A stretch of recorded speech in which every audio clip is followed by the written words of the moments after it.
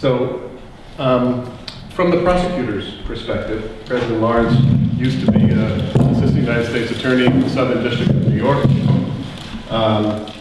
There was a piece, an op-ed in the Times today called Gideon's Muted Trumpet by Paul Butler. Bill and I were talking about this beforehand. Paul Butler is a professor at Georgetown Law School, former assistant United States attorney.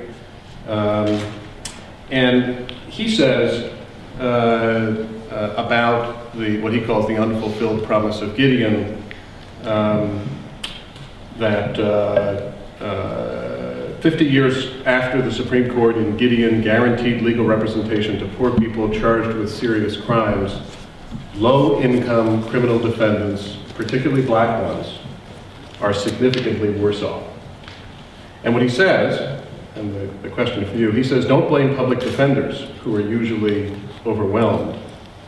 The problem lies with power-drunk prosecutors. He says, I know because I used to be one, and tough-on-crime lawmakers.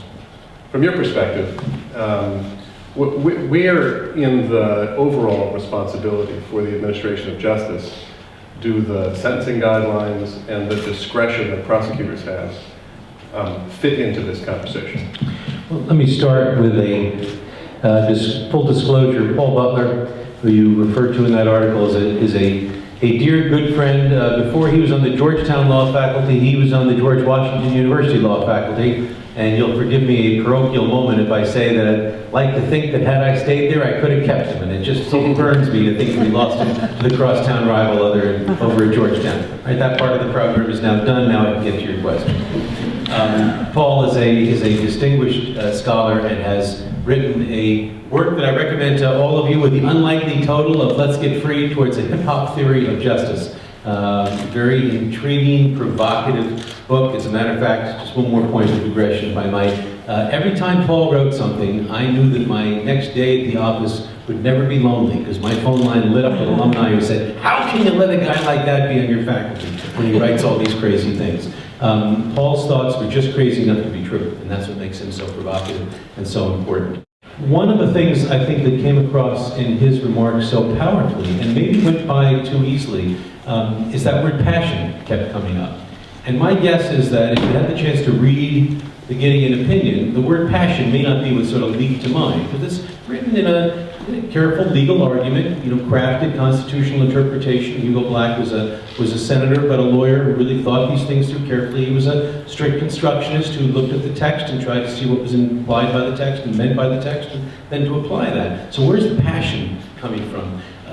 The Gideon decision is best understood as part of what was known as the due process revolution during the late 50s, but particularly the 1960s, and associated primarily with the Warren Court. Whole series of decisions, and you know some of them. You know the Miranda case of warnings that a defendant is entitled to, but there's a whole range of them that you probably know less well, that really were designed to revolutionize the protections, the procedural protections that people were given. And I think up until the due process revolution, in many ways, one thought of protections of the law as substantive protections, rights that you had under the law. But the genius of the due process revolution was that if there are not procedural protections put in place, all those substantive rights don't mean anything if there isn't some way to enforce them procedurally. The late Alexander Bickel was one of the great legal scholars of our time, and just to put in a plug, happened to clerk for a Supreme Court justice by the name of Louis Brandeis. It always comes back to Louis Brandeis if you stick around here. Bickel wrote that the only true integrity is the integrity of process. The only true integrity is the integrity of process. And what he really meant by that was that the system's got to be fair from the get-go, and then it's going to come out the way it comes out.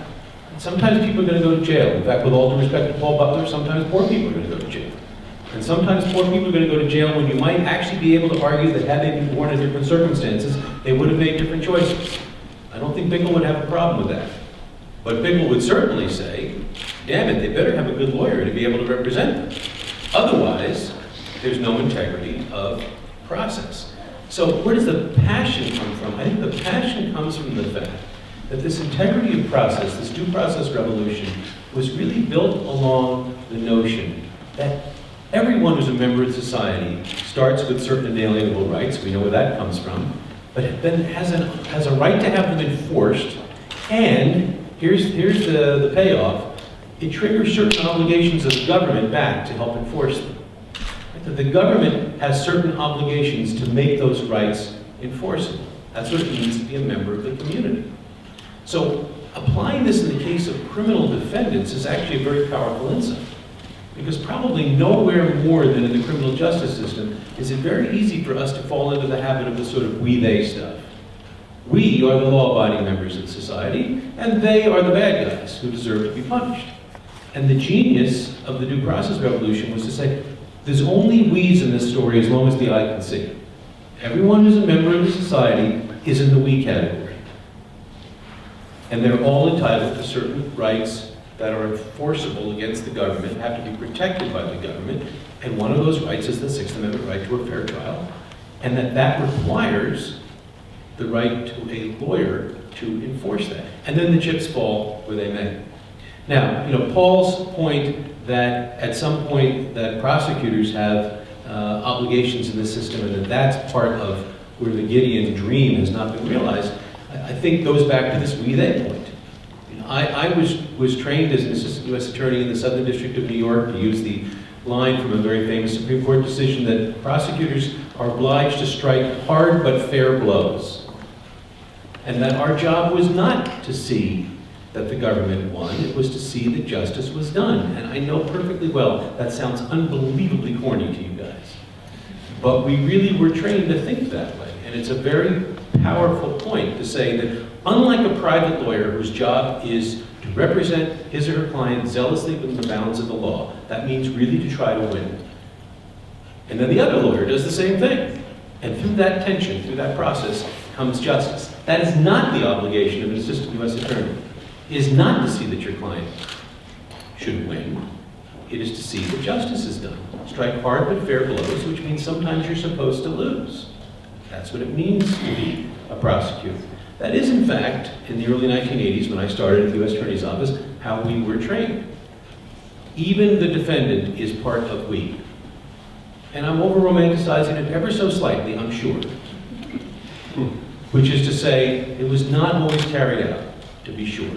And were there power drunk, is that the line? Power drunk prosecutors?